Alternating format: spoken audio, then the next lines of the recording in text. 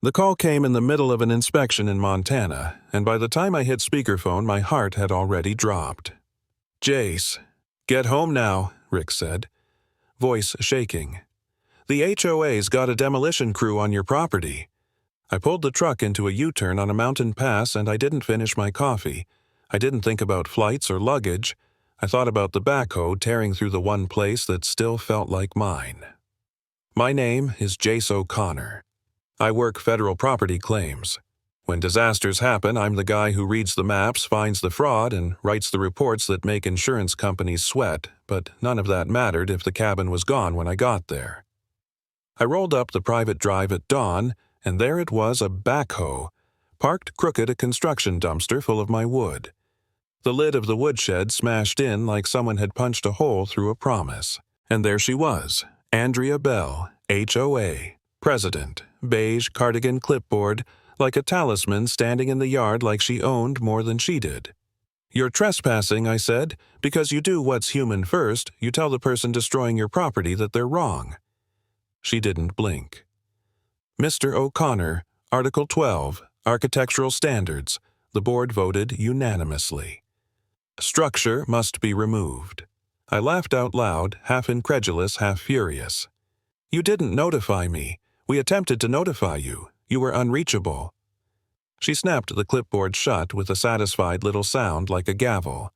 I stepped closer, pulled a manila envelope from the truck. My deed survey overlays the grandfather clause from 1997 and laid it on the tailgate like evidence in a movie. "This cabin's been here since before your so-called standards," I said. Her face drained the cardboard color of the cardigan paling. "You'll be hearing from our lawyer," she hissed, climbed into her white Lexus and left, leaving a backhoe operator who stared at me like I'd interrupted his lunch break and not a felony in progress.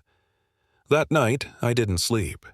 I spread maps across my kitchen table, pulled records from a fireproof box under the floorboards, and let the cold, steady logic of paperwork take the place of rage.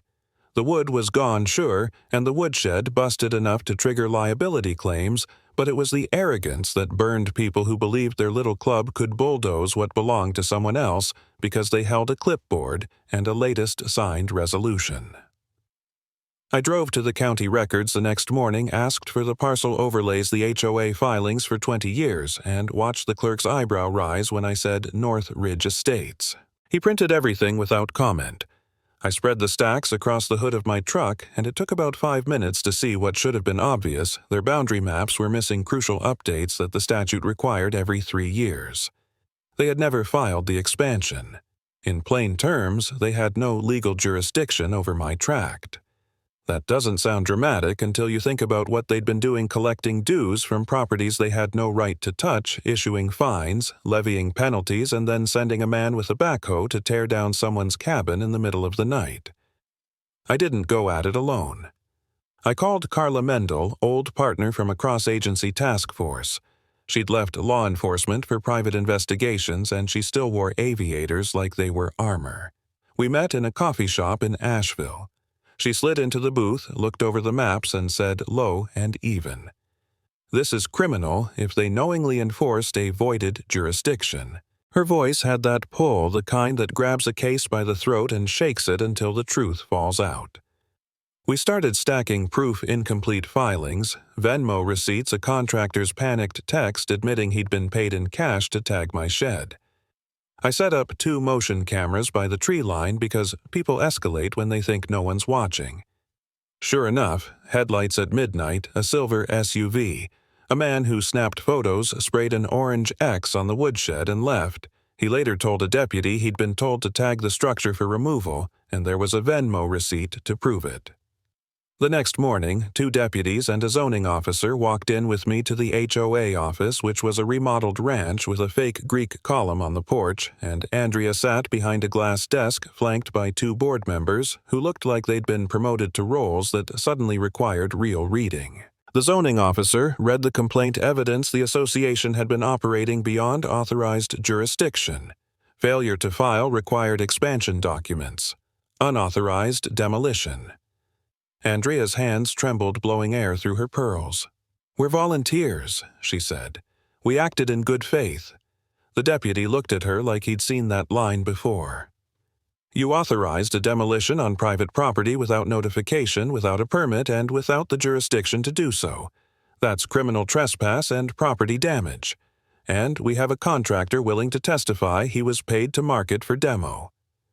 Carla held up the Venmo screenshot, and Andrea's face finally went empty. They slapped a cease and desist on the desk and froze the board from acting. For a minute I thought that would be the end, that a scar would be left on the woodshed and we'd all go back to living wary lives, but power addicts don't go gently. The night after the community meeting where 60 neighbors showed up voted unanimously to dissolve the board and demanded a 10-year audit. Someone accessed the HOA account and wired $20,000 to a shell escrow firm in Florida. It was fast, it was ugly, and the signature on the wire papers pointed straight back to Andrea.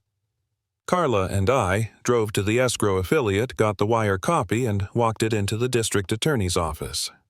Within 48 hours, Andrea was under arrest on charges of wire fraud misappropriation and document falsification, cuffed in the parking lot of her own real estate office, shouting about conspiracies in a voice that didn't persuade anyone. We found more invoices paid to a cousin's company for landscaping and security enhancements that never happened, nearly $90,000 siphoned off over 6 years. People whose fences had been torn down while they were off visiting family homeowners who had paid illegal fines for metal roofs or porch lights. One after another, folks stood up and told their stories. I watched as the community went through that messy healing thing that follows. Exposure stories turned into affidavits. Affidavits into a class action civil suit, and the civil suit into a judge's blunt verdict. This is a question of intent. He ordered full restitution, froze Andrea's assets, and banned her and her co-conspirators from serving on any HOA board in the state. I should have felt triumphant.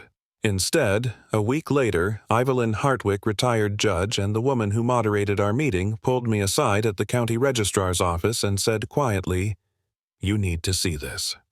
Someone had filed a quick claim deed transferring 3 properties, including mine, to a Delaware holding company with a forged signature. The LLC's variance application would have allowed commercial development on land that included my cabin if it had gone through. Carla traced IP addresses, bank accounts, and notaries, and the trail glinted Andrea's fingerprints like broken glass. The state's Financial Crimes Unit moved faster than a rumor. Within days, a statewide RICO investigation was launched. It's a word you hear in movies, and it changes how people act. It turns garden-variety corruption into organized crime. The arrests after that were ruthless. Andrea, her cousin the notary, and 2 men posing as zoning consultants. One with prior mortgage fraud convictions, another disbarred after a swampy wetlands deal went wrong. Andrea went down screaming about revenge and retaliation, but the evidence was a wall none of them could climb. The courts voided the fraudulent deeds, liquidated the HOA account into a restitution fund, and ordered a permanent dissolution of the corporate charter. People asked me if I felt vindicated. I felt exhausted. The cabin still had an orange ghost where the X had been, and months of paperwork lay between the fraud and true closure. There was one night a week into the trial when doubt crawled in like fog. I sat on the porch maps in my lap and asked myself if I'd overstepped, if dragging the whole neighborhood into court had been selfish, if I'd become the bully I'd fought. It was Rick's voice on the phone. "People are talking, Jace. They're standing up." And a line from Carla. "You don't quit when the system looks messy. You quit when the truth's been told." That's when I stopped asking if I was right and started making sure the facts were undeniable. The case wrapped up in spring. The judge read the findings aloud: unlawful property seizures, unauthorized financial transfers, identity forgeries, the gallery of misdeeds assembled in black and white. The HOA's corporate charter was dissolved, the restitution fund set up, and the named individuals were banned for life from serving on any similar association in the state. Andrea sat with her head down, hands folded, eyes on the floor. The deputies led her away. She didn't look back. I stood outside the courthouse and watched neighbors who'd been cowed for years speak their truth to the press. They were thin and tired and finally visible. There was no big victory lap from me. The cabin was still mine, but more importantly, the pattern had been exposed and the machinery that allowed it had been dismantled. A task force returned, forged deeds, voided fraudulent transfers, and piece by piece we rebuilt the map that was always supposed to be ours. I left the orange X faint on the woodshed, a reminder that some marks are warnings, not wounds. Justice didn't arrive with fireworks. It arrived with file subpoenas and persistence, and when it hit hard. The lesson is simple paperwork beats power.